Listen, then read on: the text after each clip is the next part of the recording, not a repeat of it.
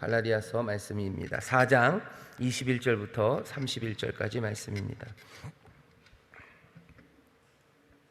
4장 21절부터 31절까지 말씀입니다. 다 같이 읽겠습니다. 시작. 내게 말하라. 율법 아래 있고자 하는 자들아, 율법을 듣지 못하였느냐? 기록된 바 아브라함이 두 아들이 있으니 하나는 계집종에게서 하나는 자유하는 여자에게서 났다 하였으나 계집종에게서는 육체를 따라 났고 자유하는 여자에게서는 약속으로 말미암았느니라. 이것은 비유니 여자들은 두 언약이라. 하나는 신의 산으로부터 종을 낳은 자니 곧 하가라. 이 하가는 아라비아에 있는 신의 산으로 지금 있는 예루살렘과 같은 데니 저가 그 자녀들로 더불어 종노릇하고 오직 위에 있는 예루살렘은 자유자니 곧 우리 어머니라. 기록된 바 잉태치 못한 자여 즐거워하라. 그렇지 못한 자여 소리 질러 외치라. 이는 홀로 사는 자의 자녀가 남편 있는 자의 자녀보다 많음이라 하였으니 형제들아, 너희는 이삭과 같이 약속의 자녀라. 그러나 그때 육체를 따라 난 자가 성령을 따라 난 자를 핍박한 것 같이 이제도 그러하도다. 그러나 성경이 무엇을 말하느뇨? 계집종과 그 아들을 내어 쫓으라. 계집종의 아들이 자유하는 여자의 아들로 더불어 유업을 얻지 못하리라 하였느니라. 그런즉 형제들아, 우리는 계집종의 자녀가 아니요 자유하는 여자의 자녀니라. 아멘. 아멘. 여러분들 교재를 좀 보시죠. 우리는 약속의 자녀들, 자유한 자들이라. 먼저 교재를 읽고 좀 얘기를 하겠습니다. 교재 첫 번째 단락이 좀 긴데요. 같이 읽겠습니다. 시작. 오늘 본문에 나오는 바울의 성경 해석은 특이합니다.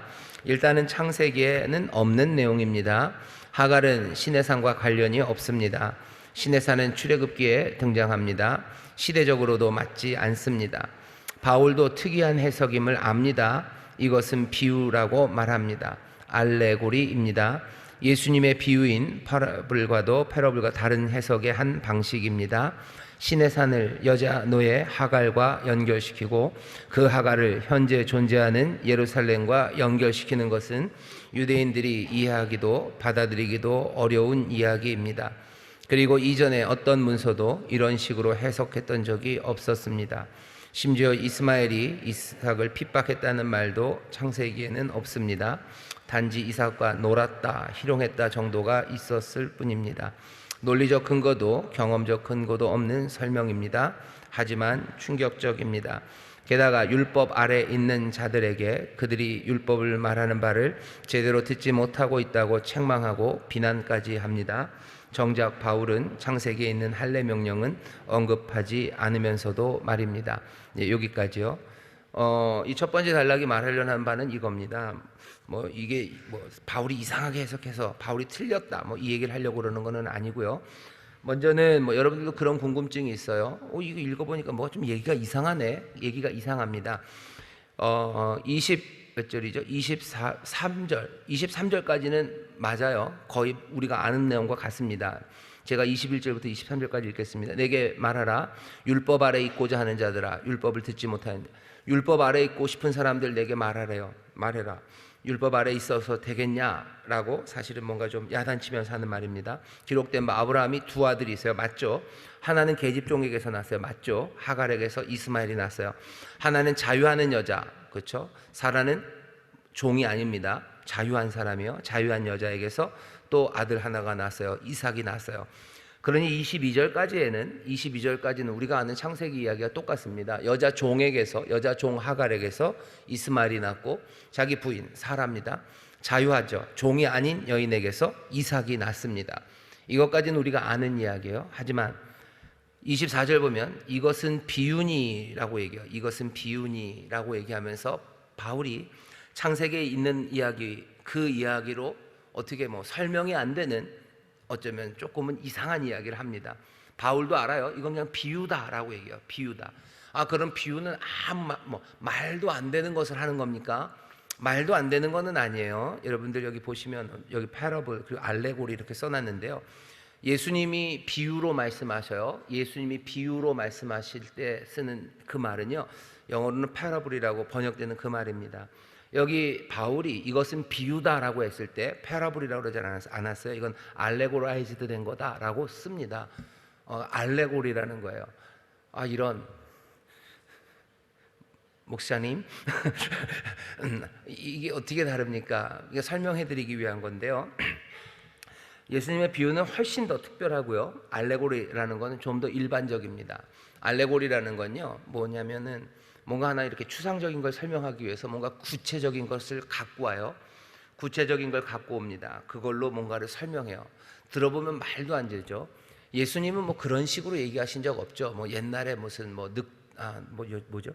여우랑 두루미가 밥을 먹는데 예수님 그렇게 얘기하신 적은 없어요. 그죠? 잘 생각해 보세요. 예수님은 여우와 두루미가 밥을 먹는데 그런 얘기 하셨나요? 그런 얘기는 안 하셨어요. 여러분 뭐 이솝 우화 뭐 이런 얘기 합니다. 이솝 우화예요. 뭔가를 설명하려고 하는 거죠. 여우와 두루미가 뭐 밥을 먹는데 한 번은 뭐 어디서 갔는데 뭐 긴 병에다 주고 접시에다 주고 이런 얘기합니다. 그 얘기가 진짜 얘기예요. 진짜로 여우와 두루미가 벽이나 접시에다가 콩 넣어서 그렇게 밥 먹습니까? 그런 거 없어요. 그죠? 그쵸? 그런 거 전혀 없어요. 근데도 그냥 여우와 두루미 뭐 이러면서 얘기하기 시작해요. 그 얘기를 들으면서 이거 무슨 말도 안 되는 소리, 여우가 무슨 두루미랑 같이 밥을 먹어, 그렇게 얘기하는 사람은 없습니다. 우화라는 건 좀 그런 거예요. 그러니까 뭐 이솝 우화 뭐 이런 식으로 뭔가를 설명하기 위해서 아무거나는 죄송합니다만 뭐 물건들, 사람들 아니면 동물들 이런 거 그냥 막 자유롭게 확 끌고 와요. 그리고서는 자기가 하려는 이야기를 합니다. 그게 알레고리예요. 사실은 알레고리라는 게 이런 거죠. 이미 말하려는 바가 있어요. 말하려는 바가 있고요. 이 말하려는 바를 설명하기 위해서 뭔가 좀 그럼직하게 그냥 이런저런 것들을 막 끌어와서 설명하는 거, 그게 약간의 알레고리, 비유라고 설명을 하는 거예요. 그런 것들이 비유죠. 예수님의 비유는 좀 다릅니다. 그것과는 전혀 다른 방식으로 예수님은 비유를 사용하셔요.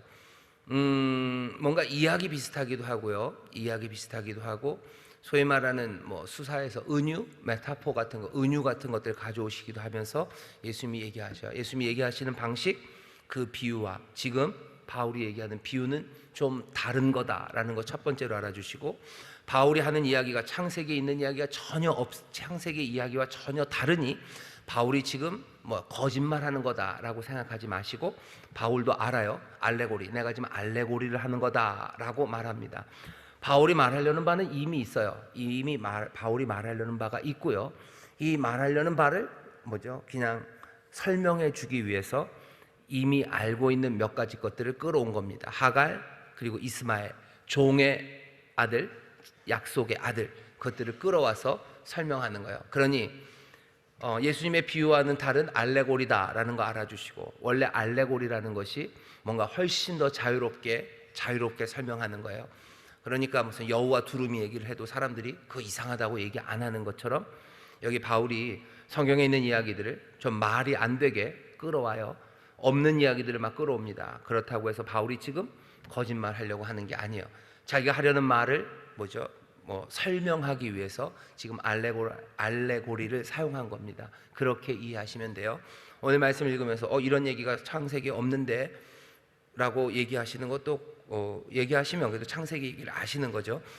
없습니다. 없어요. 하지만 이야기를 지금 알레고리로 바울이 만들어내고 있습니다. 바울도 알아요. 비유로 말하는 겁니다. 뭐 얘기하고 싶은 거예요? 하갈이라고 안 하고 창세기엔 하갈이라고 되는데 여기는 하가라고 쓰죠. 같은 사람입니다. 사라 이야기예요. 하갈이 낳은 아들 이스마엘입니다. 사라가 낳은 아들이 이삭이에요. 결국은 하갈이 낳았기 때문에 이스마엘은 종입니다. 그리고 사라가 낳았기 때문에 이삭은 자유자에서 태어난 이삭은 자유자예요. 그리고서는 놀라운 알레고리를, 흔하지 않은 알레고리를 바울이 사용합니다. 하갈, 이 여자는 신의 산이에요. 하갈은 신의 산이에요. 그리고 그 신의 산은 예루살렘, 지금의 예루살렘이에요. 이건 뭐예요? 거의 우기는 거예요. 그냥 비유로 말한 겁니다. 그러니까 여우랑 두루미가 밥을 먹어요. 어떻게 밥을 먹어요? 라고 안 해요. 그냥 여우와 두루미가 밥을 먹어요를 받아들이는 거죠. 하갈은 신의 산이고 신의 산은 예루살렘이에요. 그냥 그거를 받아들이는 겁니다. 그래, 거기서부터 얘기는 시작이 되는 거죠. 따지면은 말이 안 돼요. 하갈은 신의 산에 갔다는 이야기가 창세기에 없습니다. 전혀 없어요.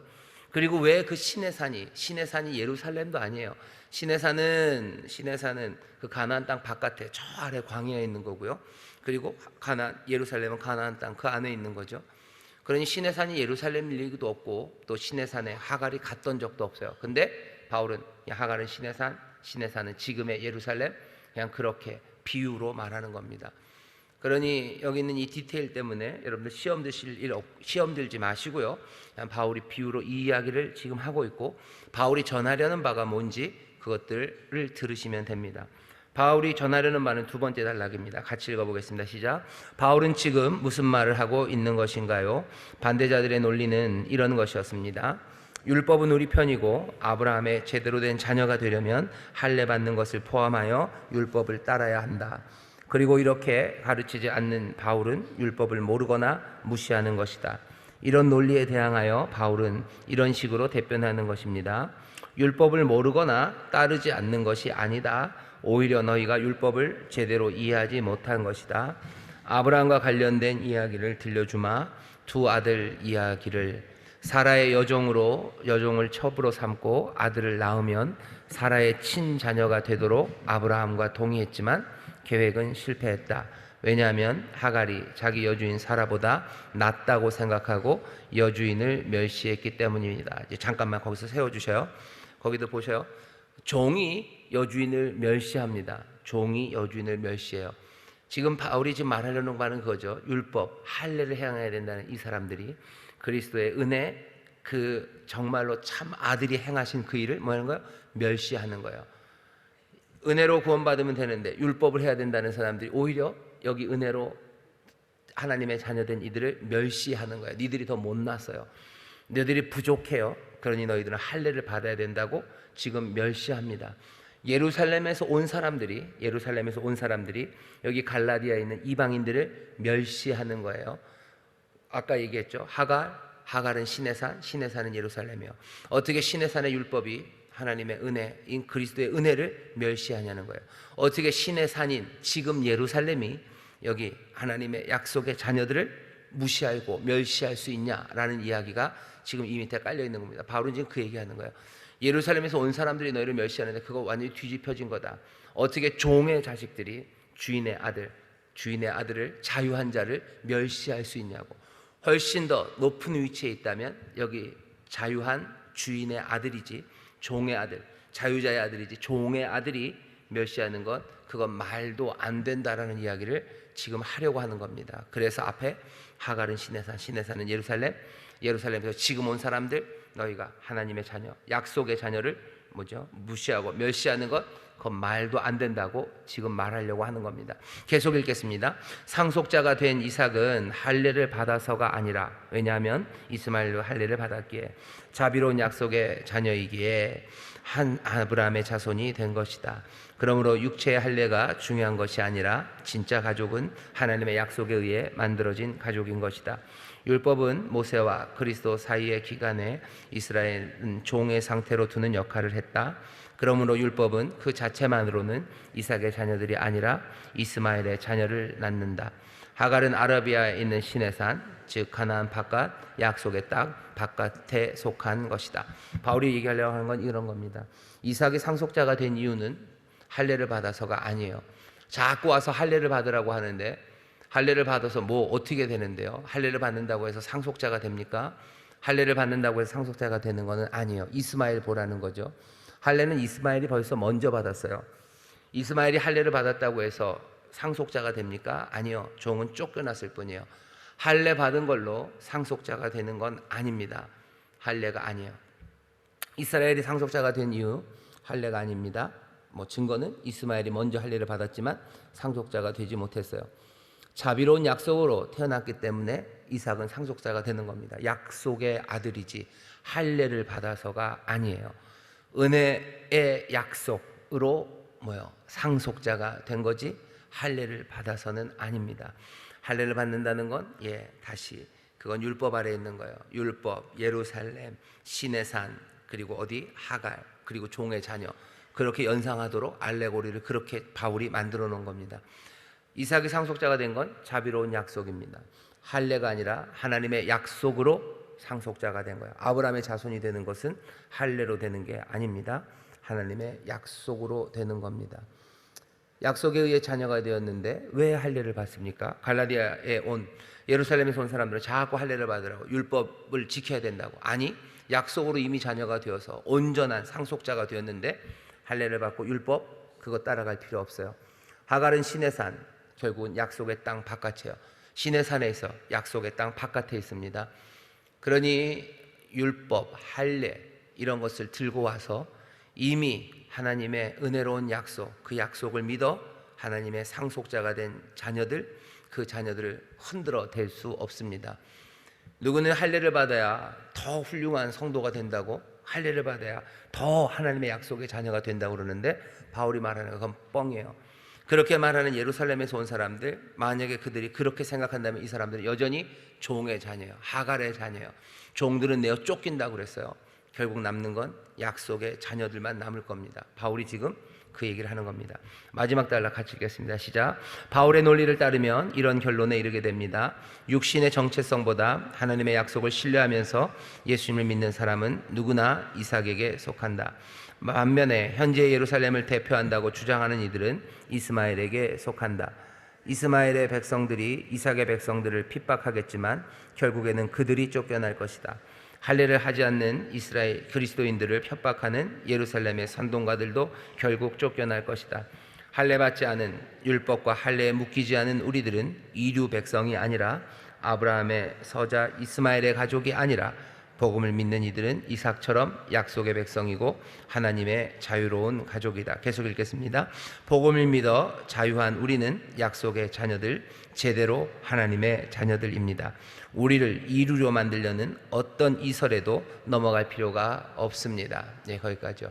우리를 이루려 만들려는, 뭘 더해야 더 좋은, 더 인류 하나님의 상속자가 된다라는 그런 이설에 넘어갈 필요 없습니다. 모든 이단들이 그런 식으로 얘기해요. 이단들이 그런 식으로 얘기합니다. 뭘 하나를 다 끼워 넣어요. 다 하나씩 끼워 넣습니다. 하나님의 은혜로 충분하다고 얘기하지 않아요. 거기에다가 뭐 누구 자기들 교주 얘기들을 하죠. 그분을 믿어야 돼요. 하나님 뭐 믿어야 되지만 누굴 또 믿어야 돼요? 그 양반을 믿어야 돼요. 점점점 그 양반을 믿어야 되는 게 점점 많아지는 거예요. 그래서 예수님 믿고 뭐 은혜를 믿는 것보다 이 양반을 더 의지하고 따르게 만듭니다. 그게 이단이 하는 일이에요. 꼭 그렇게 살아있는 누군가를 교주로 만드는 방식으로 이단이 만들어지는 것만은 아닙니다. 여기 이 사람들처럼 하나님의 복음의 진리 그것 말고 다른 방식으로 전하는 사람들은 안 돼요. 그래서 사람들은 저주를 받을 겁니다. 다른 것들을 들고 오는 사람들이 꼭 쓰는 방법은 뭐냐면요, 이걸 해야 좋은 그리스도인이 된대요. 이걸 해야 뭐 제대로 된 성도예요. 그렇죠? 그러면서 뭘 하나씩 가져옵니다. 하지만 그 얘기들 할 필요 없어요. 내가 하나님의 약속을 붙잡아서요, 하나님의 약속을 믿고 내가 그리스도를 내 주로 고백하고 나는 그 은혜 따라서, 그 말씀 따라서 살아가요. 그것 말고 더 우리를 멋지게 만들고 아름답게 만들 거는 없습니다. 그게 다예요. 그게 다예요. 뭐라고 말씀하시는지 그것 따라가면 돼요. 뭐라고 말씀하시는지 그것 따라가면 되고, 뭐라고 말씀하시든지 그것 따라가는 것, 그것 안에서 자유하시면 돼요. 나머지 가져다 붙이는 것들에 여러분들 뭐 속아 넘어가지 마세요. 거기에 넘어가면 안 됩니다. 오늘 제목이 그래요. 우리는 약속의 자녀들, 자유한 사람들입니다. 신앙생활 자유함으로 하셔요. 이상한 이야기들에 자꾸 넘어가지 마세요. 예수님이 말씀하신 길입니까? 그냥 그 길 따라가면 돼요. 은혜로 구원받습니까? 예, 은혜로 구원받아 하나님의 자녀 됩니까? 예, 맞습니다. 그러면 그렇게 그 은혜 안에서 살아가면 되는 거지. 그거 말고 자꾸 다른 것들 말하는 사람들 거기에 넘어가지 마십시오. 이걸 해야 제대로 된 그리스도인이다. 그런 건 다 뻥입니다. 다 뻥이에요. 다 거짓말이고, 몰라서 그러는 거면 뭐 그냥 그런가 보다 싶은데, 알면서도 뭔가 자기들의 숨겨진 목적을 위해서 그것들을 가져다 대면 그건 정말로 나빠요. 그런 사람들은 예수님 말씀식으로 말하면 그냥 연자목 맷돌을 목에다 메고 그냥 뛰어드는 게 낫습니다. 그게 더 나은 사람들이에요. 그런데 그런 사람들이 있는 거죠. 하나님의 말씀 안에서 여러분들 자유하셔. 예수님을 믿는 사람들, 여러분들 얘기입니다. 이삭처럼 약속의 자녀. 나 예수 믿습니까? 예, 그걸로 됐어요. 할례를 주장하는 사람, 그 사람들은 이스마엘에 속한 겁니다. 이스마엘이 이삭을 핍박한 것처럼 할례 주장자들이 믿음의 사람들을 핍박할 겁니다. 위협하겠죠. 뭐 이것도 알레고리, 비유입니다. 지금 일어나고 있는 일들이 그렇기 때문에 그래요. 하지만 결국은 이스마엘은 쫓겨납니다. 우리는 할례에서 자유해요. 우리는 자유한 사람들입니다. 더 이상을 동경할 필요가 없어요. 여러분들 더 좋은 건 이제 없습니다. 가장 좋은 것을 우리에게 주셨어요.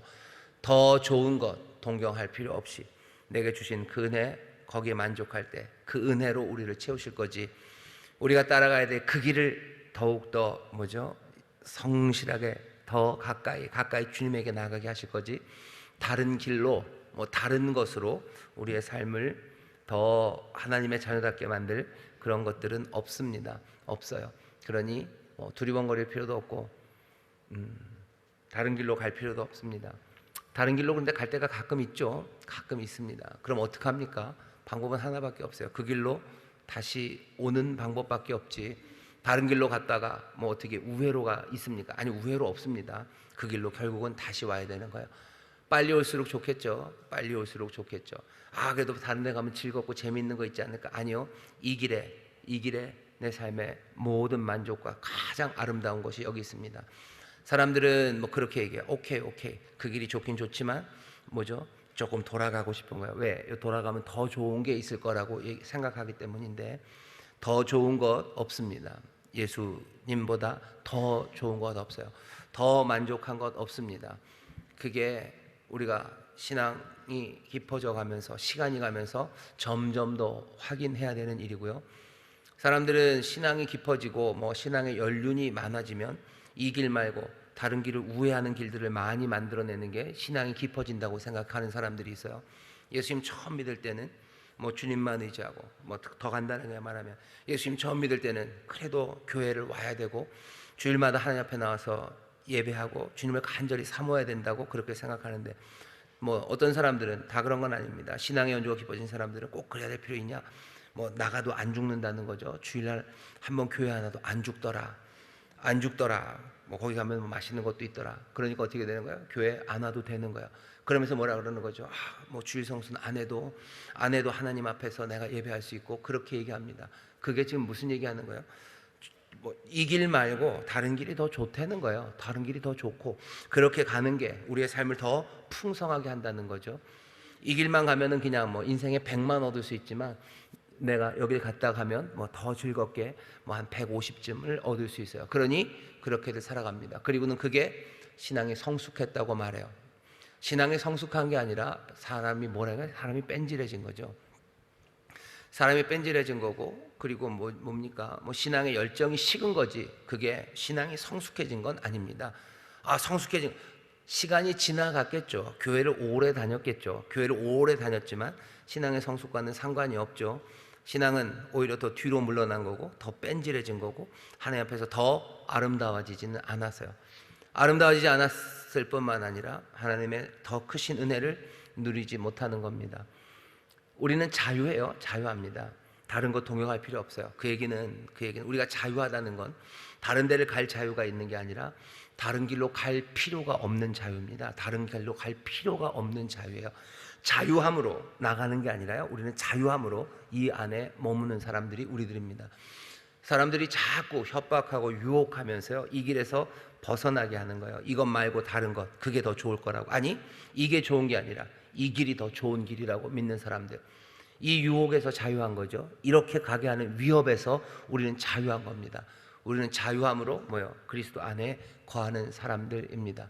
은혜 안에 거하는 사람들이고 자유함으로 다른 것 없이 주님만을 사랑하는 사람들, 그 사람들이 우리들입니다. 여러분들 약속의 자녀들이셔요. 이 약속 말고 다른 것이 더 좋은 것 없습니다.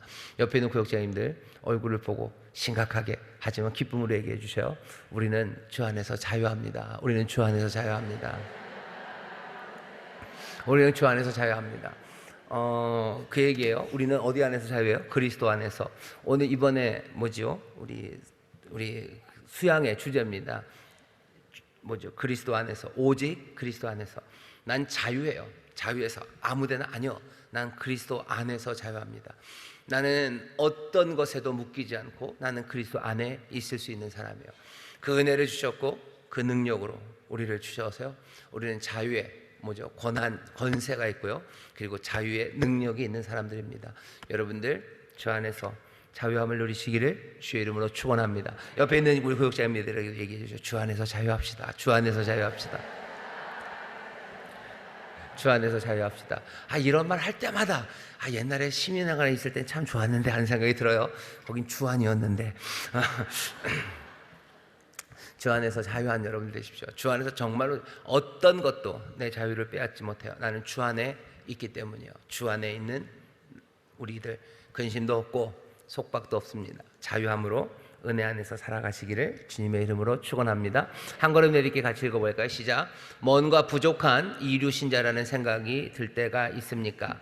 그런 생각을 조장하고 여러분들에게 심어주려는 사람들이 있습니까? 아니면 스스로 그런 생각이 들 때가 있습니까? 단호히 물리쳐야 할 생각입니다. 은혜의 약속을 믿는 우리, 그것만을 붙잡는 우리가 참 하나님의 자녀입니다. 그때 하나님 자녀의 자유함을 누리기 시작합니다. 아멘. 부족하다고 생각하지 마세요. 은혜는 넘칩니다. 은혜는 넘치고 약속은 가득합니다. 주 안에, 그 은혜 안에 사는 것, 그것으로 충분합니다. 그것 말고 더 좋은 것은 없습니다. 괜히 이렇게 저렇게 우리를 건드려서 우리를 자꾸 이류로 만들고 그 다음에 인류로 가기 위해서 은혜, 그것 말고 다른 것들을 들이미는 사람들, 그것들은 거짓입니다. 그건 아니에요. 니네가 예수 믿어서 참 잘됐지만 그래도 할례를 받아야 하나님의 자녀 아브라함의 복을 누릴 수 있다. 그런 얘기들은 다 거짓입니다. 다 거짓이에요. 우리는 충분해요. 얼마 전에 우리 그 손경민 목사님인가요? 그분 오셔서 간증하고 찬양했죠. 충만인가요? 난 예수로 충만하네. 세상 모든 것들도 낼 수 없네. 예수로 충만해.